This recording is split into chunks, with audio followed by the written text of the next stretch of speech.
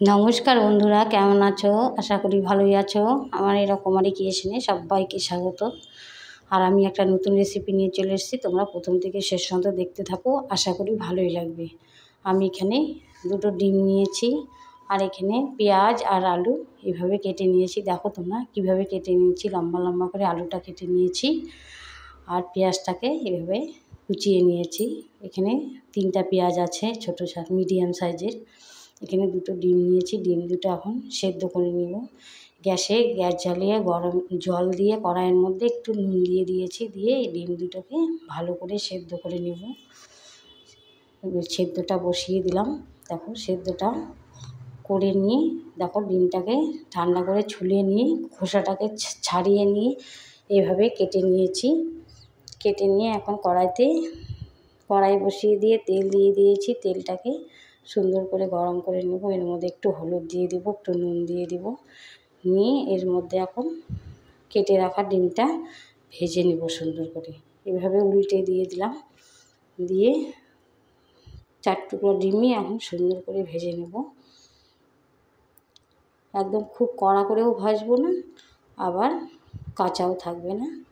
দেখো 1 পিঠ ভাজা হয়ে গেছে আমার, এখন আর 1 পিঠ ভেজে নিচ্ছি। এখন তুলে নিলাম, এই পিঠও ভাজা হয়ে গেছে। এখন তুলে নিয়ে এই তেলের মধ্যেই আলুটাকেও দিয়ে দিলাম। যে আলুটাকে কেটে ধুয়ে রেখেছিলাম, ওই আলুটাকেও এখন এই তেলের মধ্যে ভেজে নেব। দেখো এই আলুটাকে আমি সম্পূর্ণ দিয়ে দিলাম একদম, দিয়ে সুন্দর করে উল্টে পাল্টে ভেজে নেব। তোমরা কিন্তু ভিডিওটা দেখতে দেখতে একটা লাইক করে দিও, আর ভিডিওটা কিন্তু স্কিপ করো না। স্কিপ না করে ভিডিওটা সম্পূর্ণ দেখো। অনেক কষ্ট করে ভিডিও বানাই, প্লিজ পাশে থেকে এভাবে সবাই আমার। দেখো এখন এই তেলের মধ্যে আলুটা ভেজে তুলে রেখে এর মধ্যে কিন্তু পেঁয়াজটাও দিয়ে দিলাম। পেঁয়াজটা দিয়ে পেঁয়াজটাকে একটু ভেজে নেব। পেঁয়াজের কাঁচা গন্ধটা যতক্ষণ না যাবে একটু ভেজে নেব। ভেজে নিলে কি পেঁয়াজের গন্ধটা থাকে না। দেখো পেঁয়াজটা কিন্তু আমার নরম নরম হয়ে গেছে, খুব কড়া করে ভাজবো না। এর মধ্যে এখন মশলা করে রেখেছিলাম, ওটা দিয়ে দিব। এর মধ্যে এখন আদা বাটা, জিরে গুঁড়ো, ধনে গুঁড়ো, লঙ্কা গুঁড়ো সব আছে, দিয়ে দিলাম।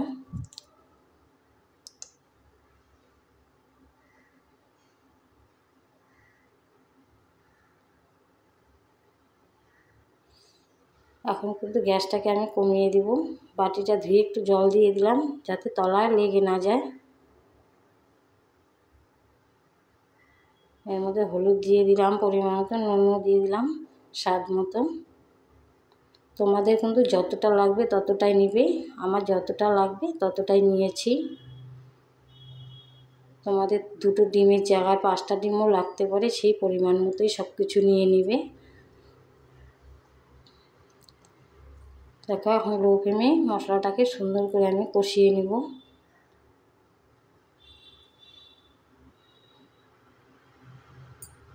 এর মধ্যে চিড়ে রেখেছিলাম 3টা কাঁচা লঙ্কাও দিয়ে দিলাম। তোমাদের ঝাল অনুযায়ী তোমরা দেবে, কিন্তু যে যেরকম ঝাল খাও সেরকম ঝালটা দেবে। এখন ভেজে রাখা আমি আলুটাও দিয়ে দিলাম এর মধ্যে। আলুটাকে এখন সুন্দর করে মিশিয়ে নেব মশলার সঙ্গে। মিশিয়ে নিয়ে দেখো আবার কিছুক্ষণ আমি কষিয়ে নেব ওটাকে। গ্যাসটাকে কিন্তু আমি লো করে দিয়েছি, গ্যাসটাকে কমিয়ে দিয়ে এখন সুন্দর করে কষিয়ে নিচ্ছি।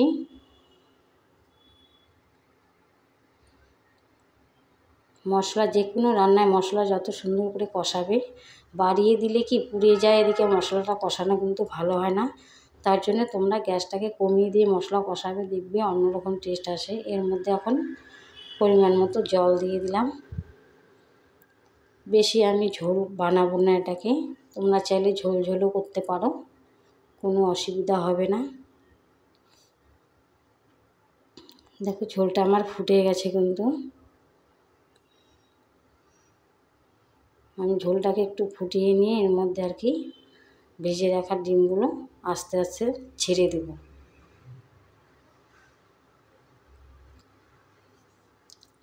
খুব সহজেই বানানো যায়, তোমরা ঝটপট ডিমের কারি এইভাবে বানিয়ে খেতে পারো।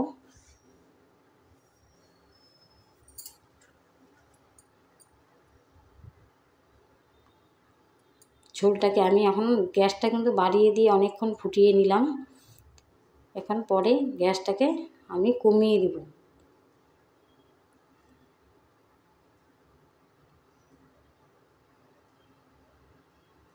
দেখো এখন কিন্তু আমার গ্যাসটা কমানো আছে। এর মধ্যে এখন গরম মশলা দিয়ে দিব। দেখো আমার ঝোলটা কিন্তু রেডি। এখন আমি নামিয়ে নেব, একদম রেডি। এভাবে তোমরা খুব সহজে বানিয়ে নিতে পারো ডিম কারি, খুব ভালো লাগে খেতে। আমার ছেলে তো খেয়ে বলেছে মা দুর্দান্ত হয়েছে। আমার রেসিপিটা তোমাদের কেমন লাগলো অবশ্যই কমেন্ট করে জানিও। একটা কমেন্ট পেলে যেন মনটা কত খুশি হয়ে যায়। তোমরা কমেন্ট করে জানিবে। আমি নতুন আরেকটা রেসিপি নিয়ে আসবো কালকে। ভালো থেকো সবাই, এভাবে পাশে থেকো আমার, সুস্থ থেকো। আজকে রাত।